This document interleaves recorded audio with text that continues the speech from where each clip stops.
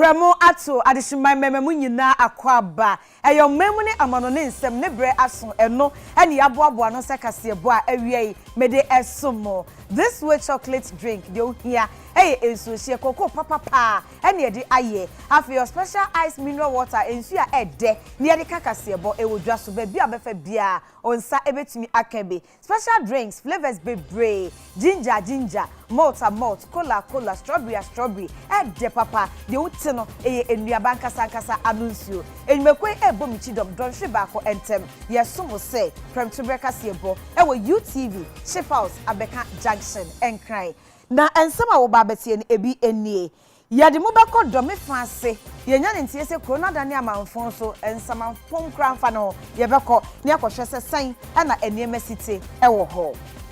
1D1F omampanya be de chire eche se biebie enyuma bebre e de ama Ghana emmebu no omampanya be de chire asan akasa se aban no aye address bia eno de edamufo a enti enche wo de beye adwuma e wo Ghana afanan enyina na yekọ amanoni ensem a Avicos wo mo mampanyin dada Laurent Babo nani abre aba wo mo beto no enka wo pese wo gira nenso oman no electoral commission e de na kopie mo court a yesi ne kwan se oni ho kwan so betumi agina se omanfo ento no so aba wei ane ensem bebre e na donhwe bako entem no ye de be ma wo se kasebo obahima Afia Asiedu me e na making kan ensem no e de amamo afi yenje bre na kasebo no yentie emu ensem Omampanya be de che Dr. Mahmoud Baumia wakasa na de woka nyina ene se 1D1F aban ehyaase na aboa esan se factories makomako eduoso ensia 76 eye adwuma na se de ADB sika krabian aso mo no amma emmabunu bebre enya enyuma eye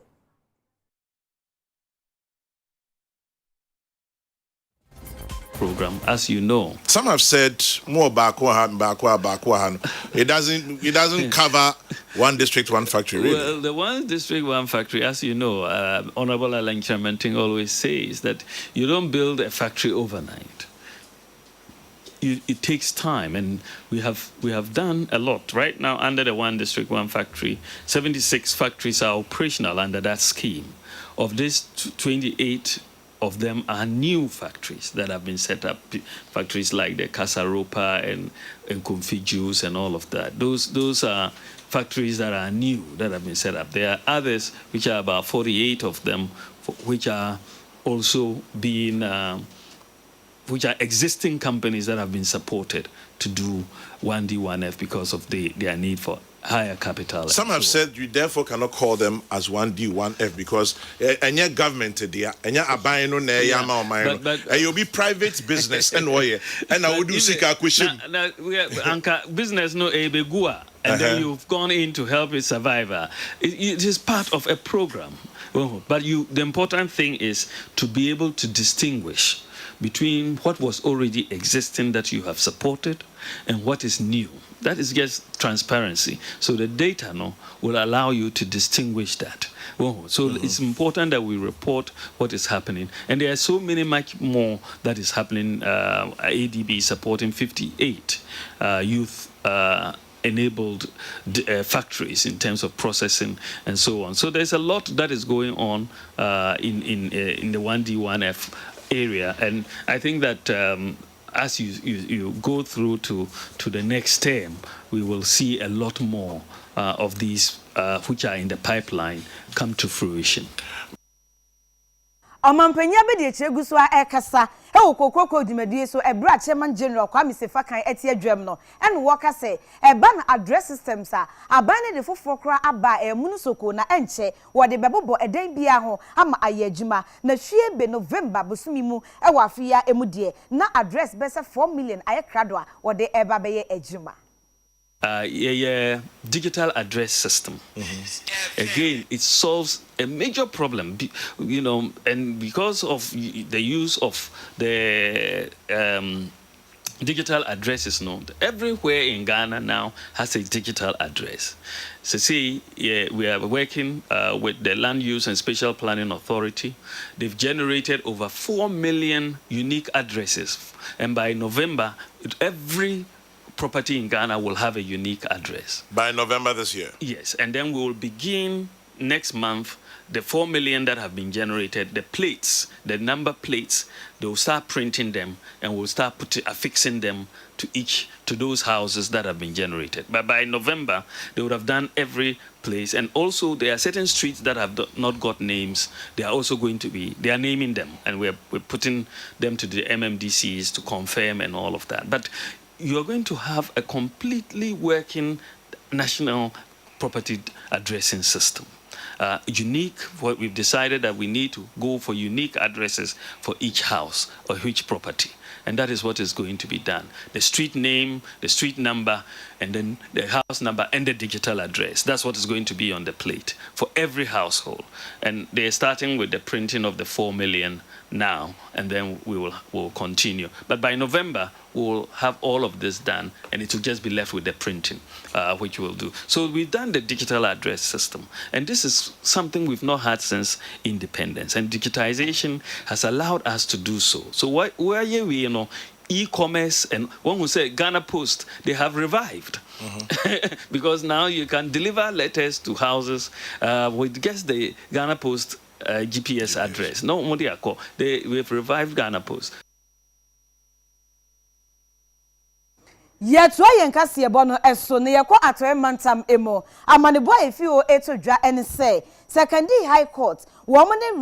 Western Regional Police Command no akom ho abom ya prosifo be se aduoson se wo mo enkodi dwumasono ebe na yenye asem no enchemu e wo ya manebofo Charles Ejui Enchen. Charles Mahai Eji Mahao. Yo, Mejodo, Munir. Bibia boko de. Nyame da chen. Den na ekoso ato e mantemu. Yo, moro kodu nyinara dompim pepesa. Dompimi wo oye takwa nsaye municipality. Ho na oye mbrebia wa bese no ko na enyim de oye litigation chieftaincy kakra e wo ho. Na na between the new old chief oye Oshiara na oye hewa demo wa kwedo acharare ye na oncheri biara na wokokọ hu oye house of chiefs takwa house of chief council no wokọ hu asetna na no mune na wo chere wo ma oye old chief oye shawra de omomodinara sesia wodi asam no na waye de other side no na we di nkunyum oye hewa ne side we di nkunyum nsi o se woman 30 days there on vacate and on free palace no mun shawra so otraway or the court there that be asam no more year no wan so no wan say na ochade eneda oye anapotututu na formation ahyan yensa kan yenye shawra e ka say o ma yeti asede anapana around by 5:30 no ho na otsede ni fie ho ai de na police phone ade abebugu ho bolsi madede ni be ye no mo hu isu de macho man na ade so ebogu kakra na try there over find out what is going on but onam there na why they ni fearful when I wanted to one ade bebre nara I the police for war pam wonde won pay na ade nti no so ni ye missionary ye ma onam doma no there ohu oye no toko finifia na okokoto fo ma nene mu kra egbi na ejabi so be abo to fia ho ma ye call oye police aso ye kweke bisa wan the mija auto ho ni sent no so ene da na wonya bailiff edifi oye high court sekedi high court there won kokko evacuate oye shawara mfimfi palace ho into wokọ ho de wokọ evacuate wonya etutoto na ade call between nhon na shawara intem ona na onam do ma the mija no oba ho na police for do one mama so at there oye shawara na nkasa na odija eduto na palace ho na shawara so yen na kasa no so amayata ase there oye police for no mpo ni na mu bi no kwa hospital ni yere na number kra no inside wa na wada ho nti onyon na odija no tode de ya ma pinten kakra aba oye dompima menu aba menyor ka sisi already dompim ye kade asomdwe ashada akwa na moboa two factions ni na rankanka wana wowo o chief ne side no wo nyinara we gwan efi wo fia wodu wotiri atomu wo nwuro ma hwanna menye won ka se nyinara waka banede what imbimu kwada nwe no mu aye ne da bepemende imbimu so ne namuro no mu a wo hwede obotu mu akwekopo etakwa anade bebia obotu mu ekopo ebiara na wanya asomdwe no wo kwekopo because wo hu de moro kwana nhwenye ya na bebre nara wo de won kwa etwado Charles na me hwade kakra wo bambo ho nsem te sei unfortunately bambo ho nsem etisen wo dompem sisi a sesiara bambo de yenye regional police commander kase no chede we deploy nyimpa no less than 70 and 80 police people policemen am nyole kase wo dompem wa wo boban na mbom ikroman for na lankasa ne de why they say obia obey a slight mistake police no obey a slight mistake biara na akurbe hie no nua bia oye no opponent na de na we dey say but bambo no police are sure and they will wori miem de ndam robe ya problem biara ramba ohene no ye ohene di sesiara no orege ayarhwe wo chichi menye no kase no ma metase de sesiara wonye na akobe bia on pedo obobodi na wa chichire na odaho orege ayarhwe Charles Eji yedase koswafo ani di nsem na chibibia ni a ye besan aba wo nchen ebio we ye asema efi atoy mantam emo eno ene ye mane bofo e de enchemu abai afa yentoa ensem no eso oswafo hwe ahonidie ene ensuwansu aho nsem eso eye honorable Cecilia Abnada pa no de kokobo e magana for say sabre covid-19 wo ma omunye bie ene wo mom ato wo no sesei die e yade a ekofo ma anesa enti figures na ba form kra eno no de afutuo e magana for say active cases yi aba form no e ma omanfo enye ne omope she mask osimenhye ohronsa osimenye osimo bia emfa mranhye ne nsem enye ne ope anyesa ebekwa akofa oyene e de abre omei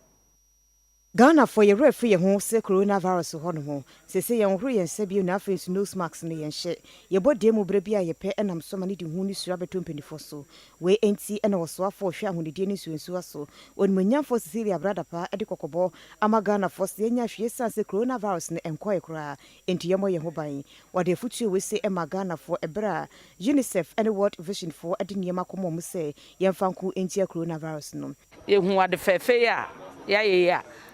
they did can UNICEF there I who kaya 600,000 Ghana cedis yaje we 155,000 cedis yaje ebomo 755,000 worth of logistics say yemfa nkuntia yare bone kodiewo ya by friend covid-19 na omo akwa my hand gloves be na yede tissues be gum yie ene omo a wo front line as omo di kun nanim no ye nyina ye kun but ye we nuanom a omo di anim pa omo ho ne ma ne ye receiver na say agi a ye nso ye den ye de be ma omo no mo so ade aye adwuma iti bi srem ahobrase mo bia wo nsa hohoro no ye nye na fe mask ye hyehyɛ ya no mi enyi nto ya bodwe ase sabe wo de hye bodwe ase a na James no wa ha na wasan de nsa aka na wasan atwe na wan horo nsa yi na kofa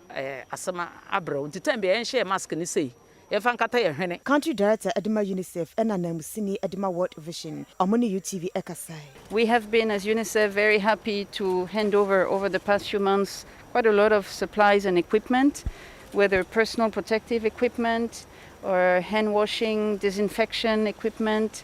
We're also equipping health centers and schools with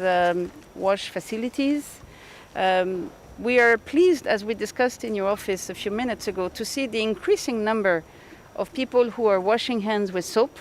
This is so important to protect them from the virus, but also beyond COVID. These are, practices that we hope will be sustained because they can protect people from many communicable diseases. On behalf of the National Director and the senior leadership team of World Vision Ghana, we are pleased to donate these items to the ministry in the fight against COVID-19. And these items cost 155,600 Ghana cedis.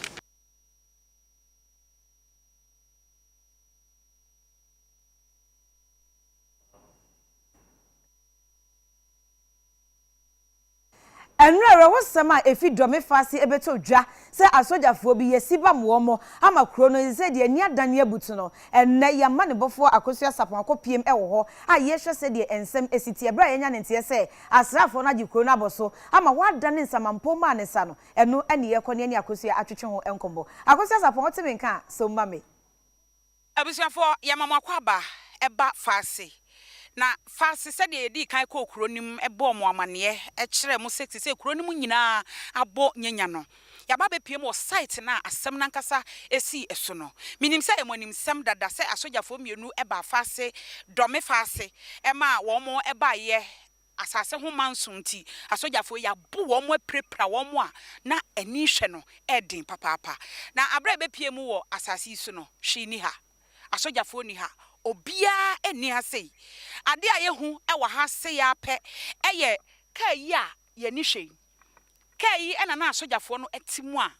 omanfo no twaagya etumu ehye no wo mo ahye no wo ma hye no drebe bibia hye e wa ha asase no so ye beduru ha na yehu se ye dwi so propra na se ye betwitwa ana ye be ye so adwuma de obi enim na se yekọ yanim nso na yehwe nneoma ahodo a eno ewa ha se ya na che se ahyan makomako be se miensa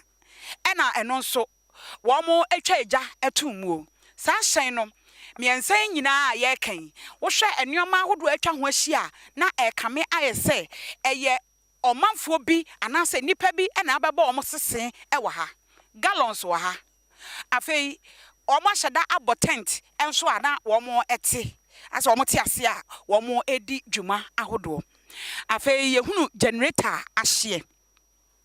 ahyen no so miensa ena ahye na kyese ka sojafo ne de ne ho a na yebeka se ahyen emakomako enan ena egya no womo etwa atom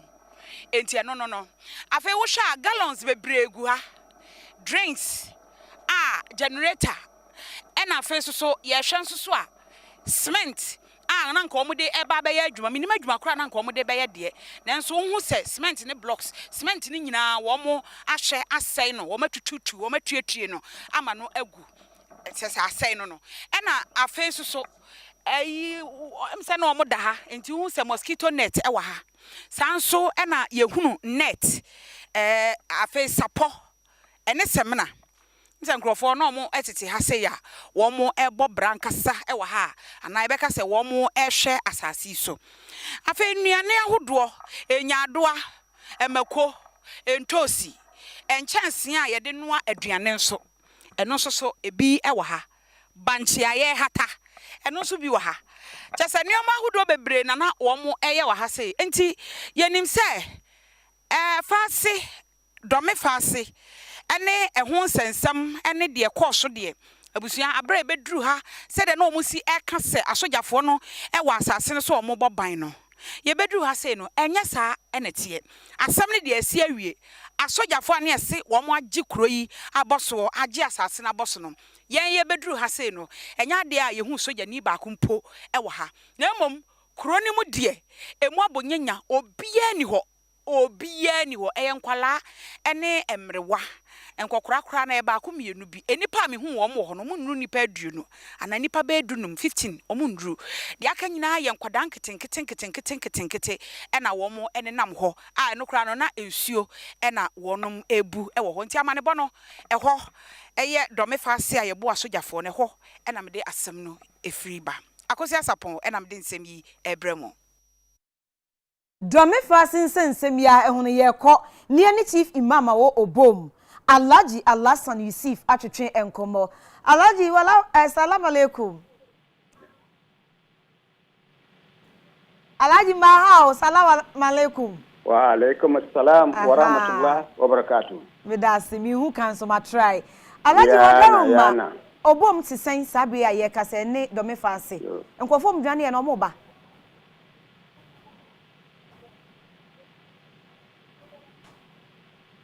yo yam popon asim bi enka ho enka tiefo nyina ya tiefo a wom tie ya ampa woma ya ti wom na obi ambae na omo mudwane ye nso and say I didn't casano. Yen Oma Wamjan Yemu, dear, Ubakun, Madame, at Samampo. Me as a chief mammy. Minkuan and Miwosi, and Amba, Kakra, Banum Binumpa Janjan. Until me and my wife, and I'm back at Crabocrum, and Dram for your team Barnaby. Okay.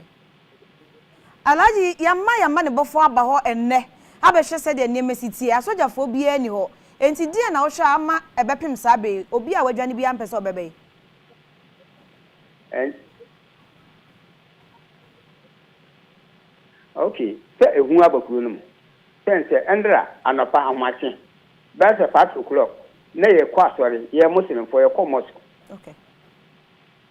It is Bray almost to Mana, and soldier for buy. Ye weird Saleh, and a woman here in a mosque meaning in a Muslim thing in our alcohol. Into a genuine badu or boom.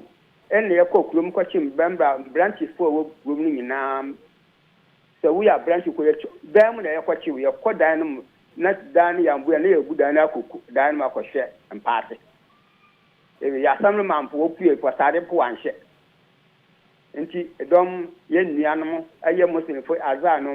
mala musanum ina dentally 1 minute at you. Aye Muslim for the anja bakumpo. Alaji wadaru mawanura yet say soldier for hosa broma emma ebimiye yo mayaka de no na no mo ho no den na wo moye ubetime twanfonyi na maye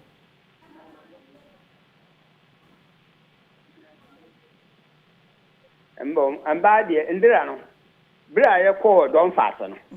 enti sa bra na om ska to chief imam wa he me se mini na to wo de kofi okay enti me ba fie bra no ba du fie no enti sa bra na wom san ba akire biem enti wom ba fie no and number 2 say me and my wife and branch binuma wom e wo krum wom ba bisa ma se wo ma nya ba enti wom ba no wom ba siki wom nyina wom se me mi chief ma me da me ntina se wom de wom ko na mba ne de yanka manchi ade boni bia en fa mba no ho okay Alaji say obi pese mi wife ka wom ho okay enti awia no no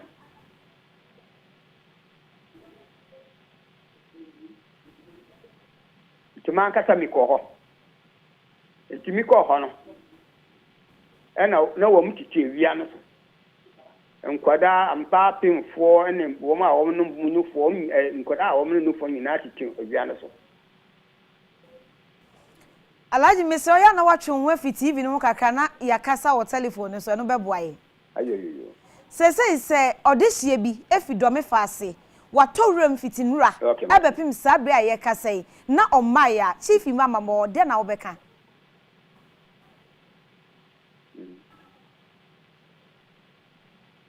meni anje nambo ade ba ku a mekasa meni anje na so se soja funu ya yamba ye nuanom ye papa no ebura ya aburu wom de mekasa meni je ho ameboa meni anje so soja nipa a obo ye ho ban na ya ye ne si Ticha upabi kwadi ama wo mana na so se si ano na ya ye nim ho hwe no wo se mu apology bia na cha upabi amode ma asoja for ye pa wo ma cha se wom ye pa wo ma cha se ye na tabi ye nim ho hwe no ya ba chi wo ma wo di bone wo ma jana aja kuro no obi eni kuro no mo Alaji mijawa mu wako na mpese mu se obo mankasa asoja for ho anopan se wo mda 100 okay nti anopan nyina na wo mo bese sabre ni me wodan na me de wo kasa yi ayo mbate ene ye da se bibie ne ebesan aba onaso ebio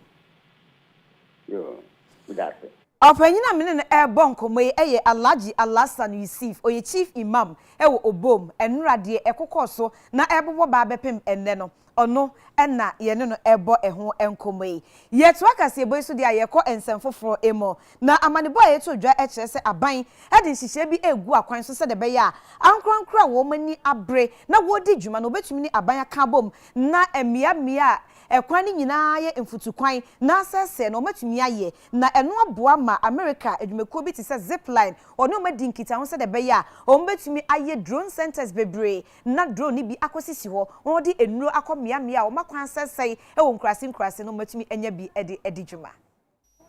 drone na sewe mu shankitikiti bi enabai edinrogum ekonkro kitwan mu ekoma ayaresabia wo drone sede bebo betimi nyanuro de age akra enkwa omo centers ne ye nan e waga na asia ba kon wasanti epoye north east and afis western north mountain nim na western north de no e was ahwiyo so mahinkro ni mu a empenifo akasa de afa won sewe eboa mapomuden ekosoye baby etise kira no ayaresabia no se no yehu se drone miensa na babeso no mayinuro afrimu enam somye ne Agnes ata amofa woni physician assistant Edimachira no health center no edi enkomo bia ni no ekwan no enye kwan a kotai mfutukwan na bebia nso so yenika facility ni yenika enti no yesrenkofo moto eno mukofa basisi anu de entisa we aeroplane na de brew enti no order ya no mleka kra bi mu na wonsa kan duro no na de opese de ye yarefo no wo de aye no wo de ye no nso a patient no so omanije ema anije ebefi tisia no ye pedra ye mre enu ane se ye be zipline na ye nsa kan ye duro na de ama yarefo no na sadro hye aba edibaye abo papa wono mo ehwe so ne zipline empenyifo ane UTV edi enkomo out of all the deliveries Akyere country wise 120,000 deliveries across the country until we won say you deliver products which is blood products medical products say anti snake need na you use it in critical situations for health facilities no if so about COVID-19 response here abaye omaimwa who says zipline offer a lot of support to governments no urban transportation of samples no from health facilities now a share no who say to deliver samples ne free ho to testing sites there Accra and Kumasi ni na ya say edume dia boa government with its efforts to combat COVID-19 ohina wo kira no ekasada aban no ase ye kamu amodi aboa kira no ne mpatemu a edoso bibre mentumi kura nka ne nyina meka say edu mpempenso bi kura ya na nipa bi mo ho kura because of say eduro no bi ni hanti e wo say refer wo mo edu wo mo ko hospital e wo bibiani ba zipline by sansam no kura yenta antibi kura because ne hia wo clinic no bia no wo mo frɛ ya sɛ ne meka sai na bedu enti aboa kira no ene ne mpatam nyina pa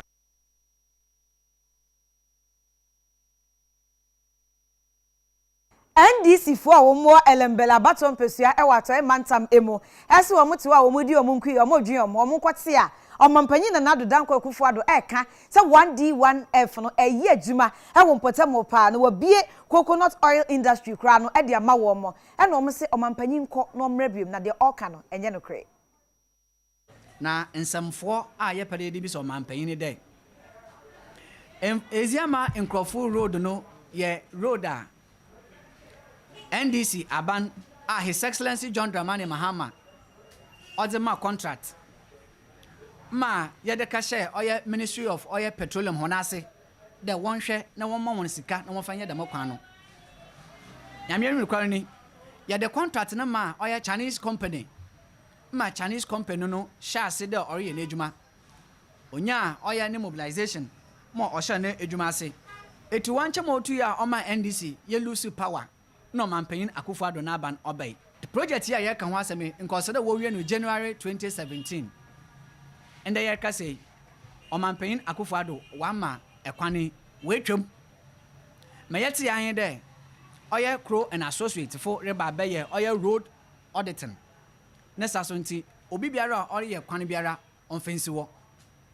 besin de ekwane won ye na anu yara ye sha ase de ye ba aboto aba ye ko elections yara na yehu de oye omampanyin contractor ye dama oye contractor no wasan so wa award the contract no dama the same contractor sika butana ye de ma contractor no oye the same amount ye ka sesisiale ekwan ne dodo another ekwan ne tentena wore ye or 28.5 kilometers, or the same equanara, no way. Abadinti, no equana yadama contract. Na ya cut the sword. Na wasan so waba na waba cut the sword beam. Wa equana already near dama or your contract. And maybe a person called a man penisia or ne press. Now or the two go there. Why you one district, one factory war or embele? Na ye pay be so man penin there. Baby or demo one district, one factory no. On hen. O man penisha Ghana for in abo, including Elembele. There or my hand 1 million per constituency. Na afibiare mu no obi biara a wo constituency no mu biara benya 1 million. Emfe ananene 1 million per the constituency na oye $1 million no. Elembele ye hu ye ne chefa. Ye pere e bi so man peyin so bi me den. Wa bra or kona probo no o ma wiase na fa ndan na Ghana fu na ye ne ntere de. Obama oye enzamaman fertilizer plant na no besi no odwamoro. Ye bi so man peyin den. Dame boshe kese na oye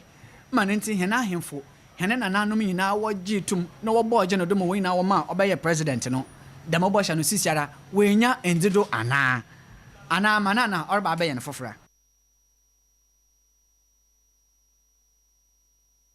Ghana Center for Democratic Development CDD Ghana Executive Director wada Ekwe ano hey Professor H Kwesi Prempe waye dwumadie bi e de amada obofo e wonkran na wotwe de obofo adwene susu se sabia aka kakra bi ne ekoto aba no amanyoko ni nyina do manifesto e ba bonten manifesto om de ba na eye ho wo mfaso enti ye mayeni enku ho pa.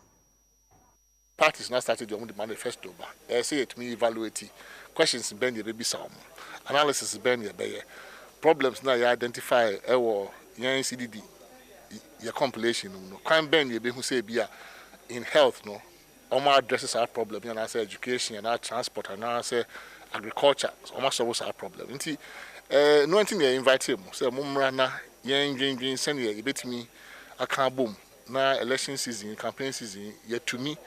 I ask the right questions because politicians need almost warm and you say you feel someone dream but normally no almost normal warm interest and your manifesto person almost solve problems say be more feel some person solve yes we person who say problems no more solve be solve problems who here amount for and be solve no so at what cost because we are developing country your cost be into taxes na yes into problem now we creating eco create solution now we propose eco create problem for be na ye pese yetimi dream sanman na yetimi agree na yema news host near there no some few pointers be almost bit me use so politicians no almost account mo studio say to dey be expert for year mo research wo mo aka asem na awie na center for from say bra de o kan ye etiapo eto asum pa me famra TV so na be kirem me famra radio so na be kirem say misro ye bedi matem na say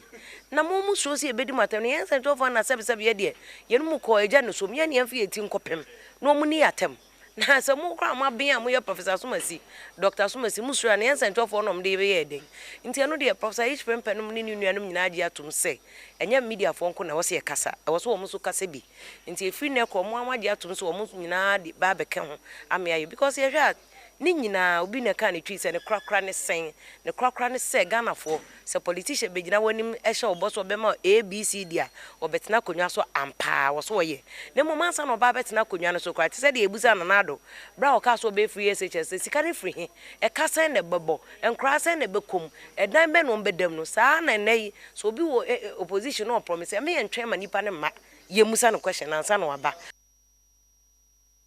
Amampanyin da John Dramani Mahama na probo emu no en wode akwato dwa se Ghana for ento abama no na oba obehwe se assembly members obetuo moka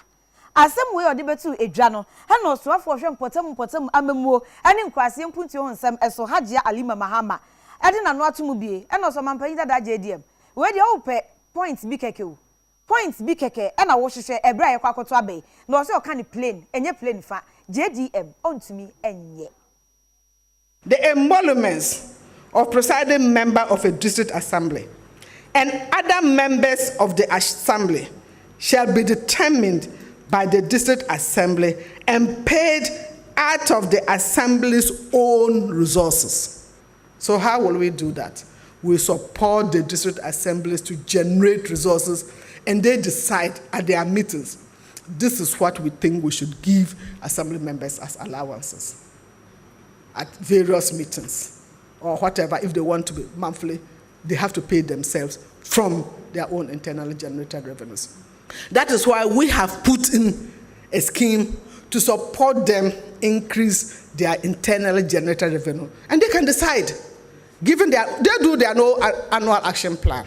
If they decide to use all the money to pay for themselves, that's up to them. If they decide, but of course, I'll be guiding them, because at the end of the internal generated fund, I want to see what they have also used to support their activities. But they can decide to do it. And so they have taken the decisions, and they have increased, some have increased. The document that to be given to you, I've given examples of those that have increased. Over 200%, over 150%, over 100%. Some have done it 40, 50, but there's been some element of increase. And we've made it clear to them they can increase. And let's not be political about it. 2012 NDC, in their manifesto, indicated that they will increase allowances. When they came to power, what did they do? They didn't even talk about it. They didn't talk about it. That's why I said, say, what you could see. Obama untuma tie nedim. Yetwa kase boy su de na yenko papa ase. Na papa ase a yekọ ye hwan so ben dome fa ase. Asem bi asi yama ne bofo beboy mu eye set mante. Mira ma hai. Mejo so. Bibi aboko de. Nyame adom. Den na ekoso baby awoe. Jo. Me no e ka sai de me wo ewutu papa ase number 1.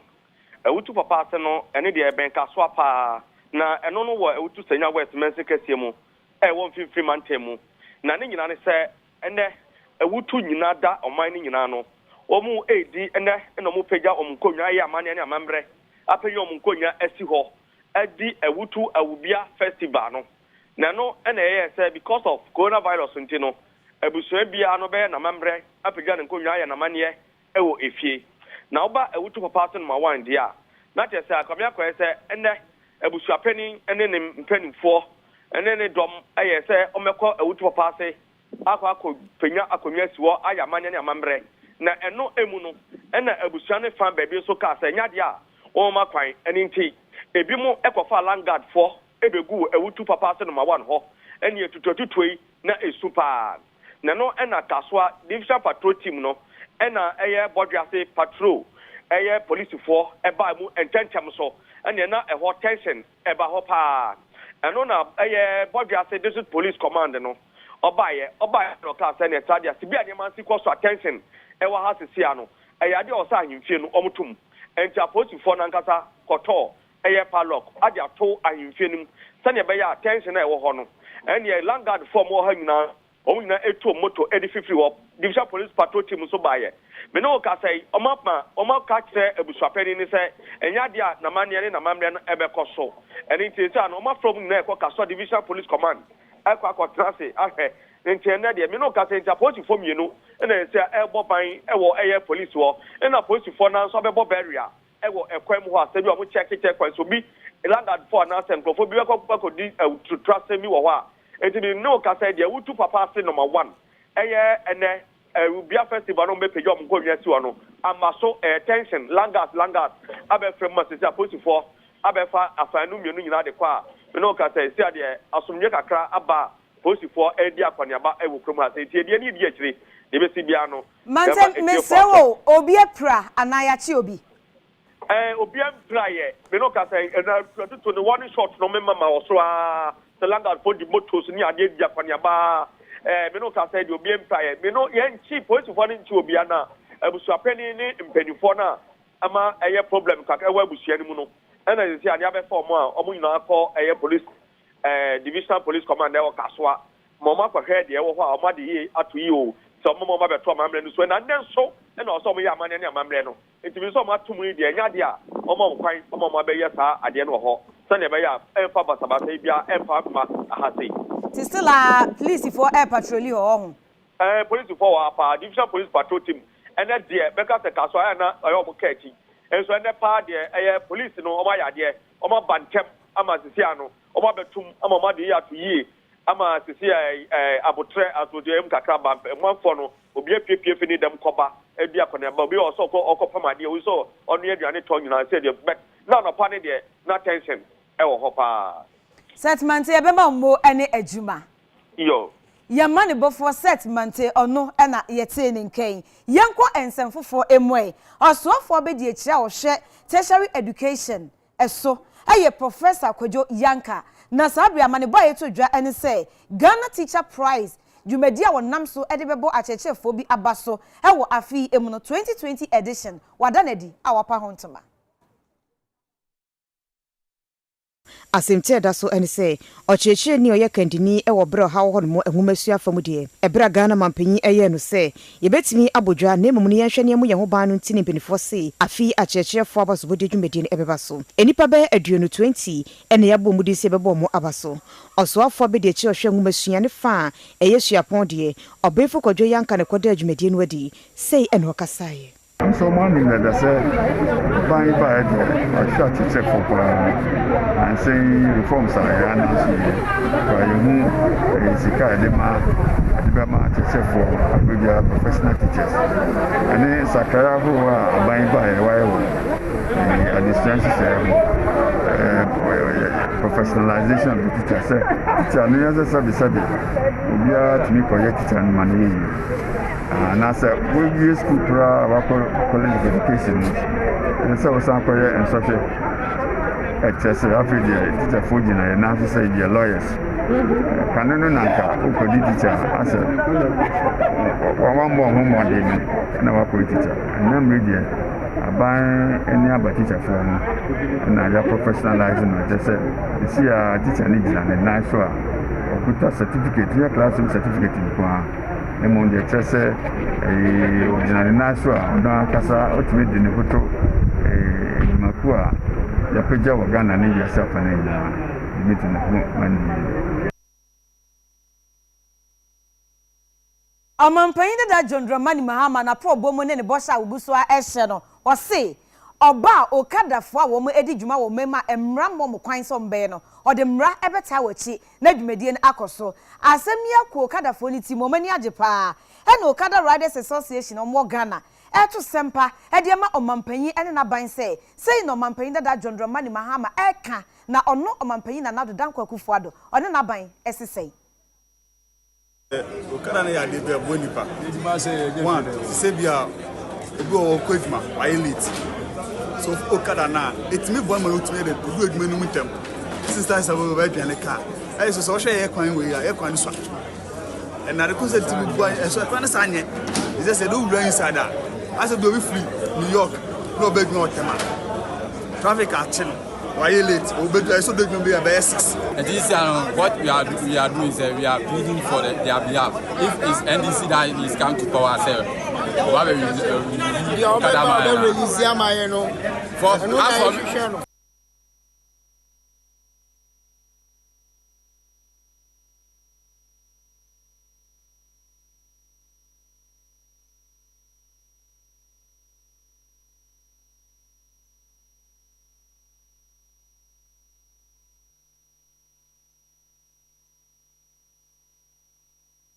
Wodi efutuo ama ban se contract na ni abre na opeso ni Ejapa royalties for edwonsa ehase no onhwe ni nimpre ni so ebio na nke beye a ansa na sa minerals income investment fund ebetimi edi dwuma no wonye nhwehwemu bia esese wo ye ehun kratasem nyina wo mane nwie peye anye sa ede ohaw ebebre omei die aban ayera aye na dwen se oye ewo mineral royalty no ho no sanke ye fam wo a nko ntimi ye mra ne ma no ho kwan ba wo hwe we a aban na dwen se oye ya petrol mineral fund no company ya tie friend Ejapa royalties a wo mu ne be ye investment na maye no wo mitimi ko bobo sie bia wo pe e wo sika bia mu a wo mu mba embeji piniye free parliament ho any citizens oversight body bia te se piak ombetimi edi wo mani agi akire na timemifo ehu de ekọ in the absence of all these transparency, accountability and citizens oversight arrangements, minya baby e kono ho etro se me no wo kase an amount of 1.5 billion Ghana cedis and aban we entimi nkyere de ode aye eye fangu sika nti ye ma ne ho kwan eye sika ye twai e de ma budget se aban nyimfa ye mpuntu dwuma no ontimi mu ho nkonta ne yen sanfa me no royalty ne nko pay no so nyan ya kwagidie no wo mo maria ye nka bi ngum politicians akase opposition tra ya nti obi aba nyema obenya mfaso eye sika egu ne botom se na be your opposition a obetimi asurvive no wasan ba bio no e na omoye ba ohwa ya na pesem kunya e na ya ema omudi oman no abro ye be call into a strategy session ba de we ye mane nsen kwa ntokwa ne de afi na be fiase ba wo ko ntokwa nso a wo draw strategy definitely they could draw strategy. No? So what we are doing essentially is to assign our right to the royalties on the ground to the companies, because once you commit and you have done the cadastral and given away all those concessions to say that on these various concessions, whatever the royalties are on those concessions, Ghana government will share with the shareholders who are investing in Japan. So we need to really interrogate to be sure the valuation, what went into the valuation of the 1 billion, because Ghana's resources have now been evaluated, all the royalties have been evaluated to be around $1 billion. How did that happen? Who were involved in evaluating our resources that much? This year, Ghana will get more than $200 million from the royalties. High life juntini ba kwa wajidin ewo maimo eye keche kwa mi fosu akk fosu diesel en wodi afutu e mamra sebidafo se wo mu pesuan so no eye wo ma wani nkum mabuna ewo ho pa na won cheche onkwampa obetumi afaso ede wo ho agikuyayom ekoba ne sa oman no ebenya sika na mabunu no enso ho etumi atowo mo. We is more or less like one district, one factory, and this is not from the government. This is individual personal. Or the Nisika, yes, I do. And trust me, this is not even up to $1 million. The Juma Yamawa, Yama in Crawford Juma, make sure from day one I started Juma within 3 months. Na make sure Yuma, Yadiama, Mebunu, I was so called there. As a when the mestre young MPs, Ombitia empower on constituencies. So, mestre young Abaino. Mama Yemfa Yenisha agriculture, we should empower the youth through agriculture.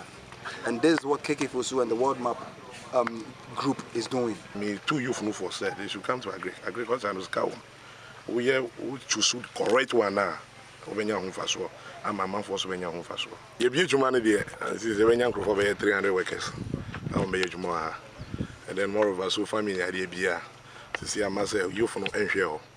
But family Arabia Skawumpa and more of us who a boa mamma for any juma. And then I think the idea of a boa area. And maybe be as soon as I say, I buy a bay. And to be all was a beer almost say, Cacro, so bet me a boa or BBO area beer. Area for Benya home for so any community in the region of Benya home for so I think the idea met to maybe businessmen that would follow for say. Enche na Ivy Coast for aircraft aba. Na wamu kwashen omuma mpanyin dada Laurent Babu na ni abre oba begina na wasan bepre omampanyin adwane ebio na electoral commissioner wo man mu si etiamra se omampanyin dada yedi wasem ede ne bonefo ho kwadu abowode obesan aba begina opegi asem de akopiem e wo court na court ahye se